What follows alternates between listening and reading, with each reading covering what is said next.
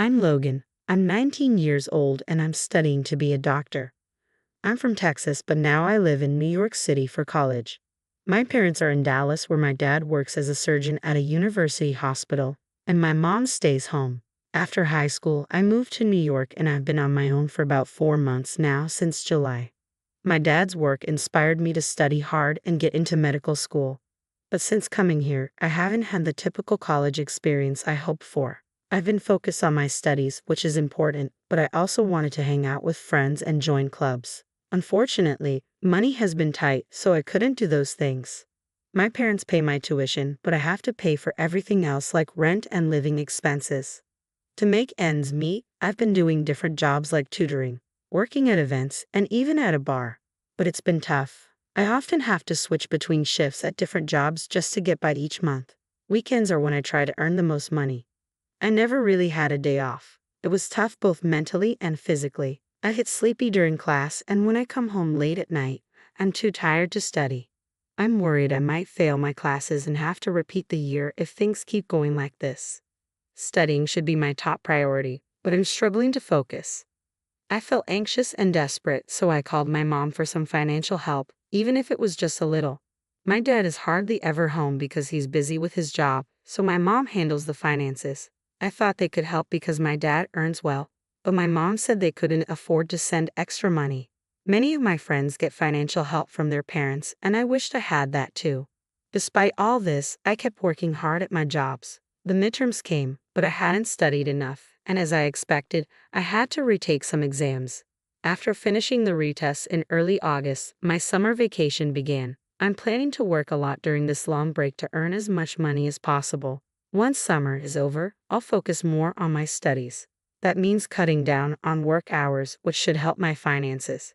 To save money, I've been eating cheap foods like instant noodles, bread, and discounted meals. I also use my bike instead of paying for transportation. Growing up, I never had to worry about money, so this new life of financial struggle is unexpected and tough. Despite all this, I stay in touch with college friends through texts. Seeing their fun photos makes me realize how different our lives are, even though we go to the same university. My friends often invited me out, but I had to reluctantly decline because I didn't have the money or the time. Let's go somewhere that doesn't cost anything, I suggested. One of our classmates messaged me, "Are you sure you're okay? You always seem tired at school, and I think you're working too much." My friend was concerned about me. I've got the physical stamina, and I need to earn my living expenses. Let's meet up once school starts again, I replied. After that, I went to work at the bar as usual, but something happened shortly after. I collapsed during my shift. It was a busy Friday with lots of customers, and as I was carrying drinks, I suddenly felt dizzy. I don't remember much after that, but when I came to, I found myself in the hospital. According to the doctor, I collapsed due to exhaustion and malnutrition. I received treatment and was allowed to go home the same day. I immediately called my boss at the bar to apologize. My boss explained that after I collapsed, he had called my name, but I was too out of it to respond, so he called an ambulance. He had also contacted my parents. "You've been taking on a lot of shifts, and I relied too much on that. I'm sorry about that. I want you to rest easy for the rest of the month," my boss said. This meant a cut in my income. As I rode the subway home from the hospital, I wondered if I should take on more tutoring jobs. I found myself at a loss. I was supposed to work at the bar the next day, but that suddenly turned into a day off. I decided to quietly stay in bed today. While checking my phone, I noticed a message from my friend that I had missed while I was unconscious. I replied and explained why my response was delayed. Upon learning about my situation, my friend decided to come over. He bought groceries at the supermarket and made spaghetti for me. While eating the meal he had kindly prepared, our conversation turned to the topic of living expenses for someone living alone. When I mentioned that I wasn't receiving any financial support from home, my friend was surprised. "That's why you've been working so hard. Your dad's a doctor. You should be getting some support." "No," I explained. "I asked Mom, and she said they're barely managing with just my tuition." "But you're an only child, right? Maybe if you ask, they could send a little support," my friend suggested. My mom said even a small amount of support was out of the question. "No way, that doesn't make sense. I hate to say this, but maybe your dad is sick and can't work," my friend speculated. Thinking it over, I said, "My dad is a doctor and used to drive a luxury car. Our house is in an upscale neighborhood, and I went to private schools my whole life. So why would mom suddenly say they have no money? Suddenly worried, I immediately messaged my mom. Are you both okay? She replied after a while. We're fine, but I couldn't relax, thinking maybe they were just saying that to keep me from worrying. Since I had planned to go home for the holidays, I decided to talk to my parents about this. After thanking my friend, he said, I'll be waiting for some souvenirs. I felt grateful to have such a friend. The holiday season came and I took the cheapest flight I could find back home. I could only stay for a night and a day because of my job, but I was looking forward to it. When I arrived, my parents greeted me at the door. My dad seemed surprised when he saw me. You've lost a lot of weight. Really? I hadn't noticed myself, but apparently I looked quite different. My mom was also taken aback and fell silent. For lunch, my mom had prepared things like salad, soup, and chicken wings, and for the first time in a long while, the three of us sat down to eat together. As soon as we sat down, my dad looked worried and asked, You look thinner. Are you eating properly? I told him the truth. Not really. It's been a while since I had such a luxurious meal. What do you usually eat? Cafeteria food? My dad asked. Nah, the cafeteria is too expensive for me. Is it that expensive? It's about $5 or so. My dad looked puzzled. Is the money I've been sending enough for you? Confused, I responded. Huh? I haven't been getting any money. I finally told my dad. What do you mean? So you mean to tell me you haven't received any money for the past 4 months? He asked, shocked. I haven't received any, I replied. Have you really been sending money? I had asked your mom to transfer $2,000 every month into your account, Dad said, surprised.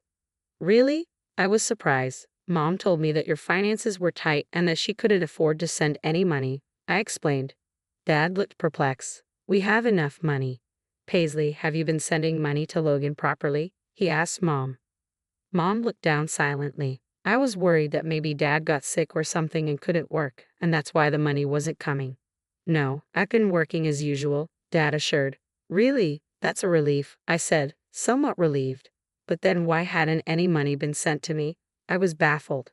Cassie, what's going on? Dad pressed Mom. Still refusing to meet our eyes, Mom remained silent. Come on, don't stay silent. Can you explain? Dad insisted. When Dad pressed her, Mom finally said quietly, I haven't sent any money. What? I haven't sent any money to Logan, she admitted. Hearing this, both my dad and I were stunned. What? Why not? Dad asked, incredulous. There are just so many expenses, Mom replied. What kind of expenses? Isn't our home mortgage already paid off? Dad questioned. Realizing she could no longer hide the truth, Mom dropped a bombshell. I've been keeping the money for myself, she confessed. I was dumbstruck. I read online that medical students can earn more than regular students with tutoring jobs, so I thought you'd be okay. I asked you to send me even just a small amount of money, but honestly, I didn't realize you were that strapped for cash, Mom explained. My mom continued in a matter-of-fact tone. There was a call from Logan's workplace recently saying you collapsed from overwork. I was also shocked to see how thin you've become. What? Logan collapsed. What happened? It seemed my dad hadn't been informed about the recent events, so I explained. You collapsed from overwork and malnutrition. Yeah, but it wasn't anything serious, I added. Paisley, why didn't you tell me? My dad asked, clearly upset. I'm sorry. I was afraid he'd find out I wasn't sending the money, my mom said without any sign of guilt. This is outrageous. Logan had to work until he collapsed because he didn't have any money. Dad exclaimed. I didn't mean any harm, my mom defended herself. What have you been using all the money for? Dad confronted her. After a brief pause, she finally spoke up. Well, actually, I have some debts. What? Those were unimaginable words coming from her, who always seemed to perfectly manage the household and even took care of the garden flowers. I thought. The money was used to pay off my debts, Mom continued. Debt? How much do you owe? Dad asked, clearly in disbelief. Mom, still looking down, said quietly, about $100,000. $100,000. I was shocked by the amount. My dad sighed deeply. Why do you have so much debt? I got into gambling, Mom confessed. Basically, I had gotten myself into gambling debts without our knowledge. Why would you even start something like that? Dad asked, holding his head in his hands. About 2 years ago, I started gambling just to kill time. I won some money and it felt really good at first. I only used small amounts, but going to the casino became a habit, and I started betting more and more. I couldn't stop, and it led to that amount. I had never gambled, so I couldn't understand why she couldn't stop. Yes, I kept trying to win back what I lost, but I ended up losing more often than winning. I even dipped into our savings, she admitted. So you've spent more than just the debt amount? Dad yelled at her. How much of our savings did you use? He demanded. About $30,000, Mom confessed. I stopped withdrawing more because I thought you would find out. She looked like she was about to cry. If you'd talked to me about it earlier, it might have been better. With that amount, you could have worked part-time and paid it back little by little, right? Dad said. I absolutely don't want to work part-time, she said emphatically. Get a grip. You racked up the debt yourself. He was visibly angry. I've been a stay-at-home mom for so long. There's no way I can work now. That's why I borrowed money from payday lenders, she confessed. I was stunned by her selfish reasoning. Then the interest piled up and the debt just grew. I got involved with various lenders, and now I can't make payments anywhere. I'm completely overwhelmed. Dad sighed again. Are you still gambling in this situation? Yes, I see no choice, Mom admitted. Then I'll pay off the debt for you, Dad said decisively. Really? Mom stood up from her chair, her face brightening with joy. I knew you would help me. She rushed towards him, looking moved. However, things didn't turn out as favorably for her. But this is your severance. Let's get a divorce, Dad said abruptly. What? I was surprised. Divorce? I will never agree to a divorce, Mom said firmly. Her face turned from joy to terror, as if she had been cast down from heaven to hell. You continued gambling even knowing Logan was struggling, right? You kept borrowing money, endangering the family, Dad pointed out. That's true, but I can't continue as a family with a wife who prioritizes gambling over her son, he insisted. No way, she finally burst into tears. I'll never gamble again. Please forgive me, she pleaded. But he seemed resolute. Your gambling is likely an addiction. You'll need to see a psychiatrist and undergo long-term treatment. It's not uncommon for people to relapse into gambling during treatment. I'm not addicted. I can stop anytime, she protested. No, if this continues, we could all end up destitute. I have to separate, not just for my sake, but to stop burdening Logan any further. I'll stop from tomorrow, she insisted, but she did not seem to grasp the severity of her inability to stop gambling. I was deeply anxious about the amount of debt and my mom's pathological gambling behavior. In exchange for paying your severance, there will be no division of assets, my dad stated. What? I can't agree to those terms. If you don't pay back the debt, they might seize your account. She fell silent. I never imagined coming home after a long time would lead to this situation. I was just unsettled by my parents fighting. No, Dad, don't you think we can hold off on deciding about divorce? Maybe take some time to cool off and think it over, I suggested. I'm sorry, Logan, but that's not possible, he said calmly. I thought he might have decided on divorce in a fit of despair, but that doesn't seem to be the case. Lunch ended in a heavy atmosphere, and I went to my room. I lay down on the sofa, but I could still hear my parents arguing. It wasn't much of an argument. My mom was hysterically screaming, and my dad responded firmly. I got so fed up with college and home that I just went to sleep out of frustration. The next morning, my mom looked awful, probably from crying all night. I had planned to stay at home a bit longer, but the oppressive atmosphere made me decide to leave early. My dad drove me to the airport. Logan, I'm sorry for all the trouble I've caused, he apologized to me. No, it's not your fault, Dad. I'm grateful for the chance to attend medical school, I reassured him. I'll start transferring an allowance directly to your account from now on, so don't worry, he said.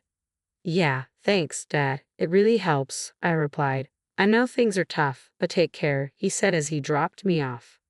I flew back to New York. The rest of the summer vacation was busy with work, passing by in a flash. Still, I was constantly worried about my parents.